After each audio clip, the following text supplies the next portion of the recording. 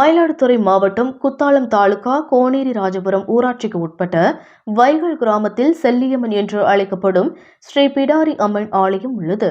இக்கோவிலுக்கு சொந்தமான இடத்தில் கோவிலின் முன்னாள் பூசாரி கோவிந்தசாமி, தற்போதைய பூசாரி கணேசன் ஆகிய இருவரும் கோவில் இடத்தில் பட்டா பெற்று தனித்தனியாக வீடு கட்டி வசித்து வரும் நிலையில் முன்னாள் பூசாரி கோவிந்தசாமி கோவில் இடத்தின் ஒரு பகுதியை ஆக்கிரமித்ததாக கூறப்படுகிறது.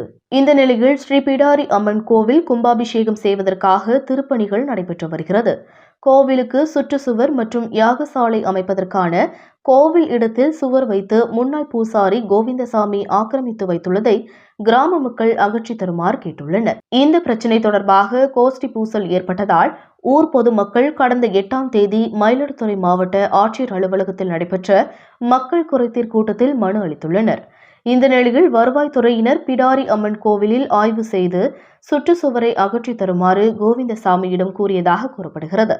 இந்த நிலையில் அதே கிராமத்தில் வசிக்கும் தனியார் தொலைக்காட்சி செய்தியாளர் விக்னேஷ் தூண்டுதலின் பெயரிலேயே கிராம மக்கள் புகார் தெரிவித்து நடவடிக்கை மேற்கொள்ளப்பட்டு வருவதாக கருதிய கோவிந்தசாமியின் உறவினர்கள் அருண், அவினாஷ், முருகபாண்டி ஆகிய 3 பேர் வீட்டிற்கு வந்த விக்னேஷை வழிமறித்து கையில் வைத்திருந்த கத்தியால் கை மற்றும் வயிற்றில் கிழித்துள்ளனர்.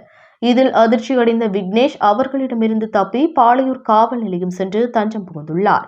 அங்கிருந்து போலீசார் விக்னேஷை மயிலாடுதுறை அரசு மருத்துவமனைக்கு சிகிச்சைக்காக அனுப்பி வைத்து விசாரணை மேற்கொண்டுள்ளனர். லேசான காயம் என்பதால் முதலுதவி சிகிச்சை பெற்று விக்னேஷ் வீட்டிற்கு அனுப்பி வைக்கப்பட்டுள்ளார். திருப்பூர் மாவட்டத்தில் தனியார் தொலைக்காட்சி செய்தியாளர் கொடூரமாக வெட்டப்பட்ட நிலையில் மயிலாடுதுறை மாவட்டத்திலும் செய்தியாளர் மீது தாக்குதல் நடைபெற்ற சம்பவம் அதிர்ச்சியை ஏற்படுத்தியுள்ளது. எனக்கு வடக்கு தெருவில் அமைஞ்சிருக்கக்கூடிய பிடாரியம்மன் கோவிலில் ஒரு ஆக்கிரமிப்பு பண்ணி ஒருத்தர் வீடு கட்டியிருக்காரு.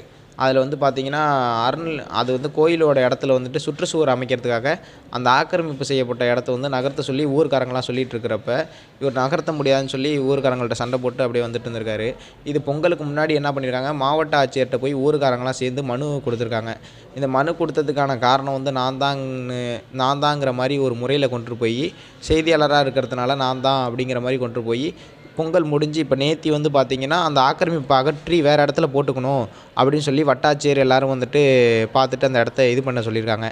அப்போ என்ன சொல்லியிருக்காங்க, இதில் நான் தான் இது பண்ணியிருப்பேன்னு சொல்லிட்டு அந்த கோவிந்தசாமி ஆக்கிரமிப்பில் பயன்படுத்தினவர் கோவிந்தசாமி அந்த வீட்டை கட்டி வச்சுட்ருக்காரு. அந்த கோவிந்தசாமியோட உறவினர் அருண், அவினாஷ், முருகபாண்டின்னு 3 பேர் என்ன சின்ன பசங்க தான், 17 வயசுக்குள்ளே தான் இருப்பாங்க. அந்த பசங்க 18 வயசுக்குள்ளே தான் இருப்பாங்க.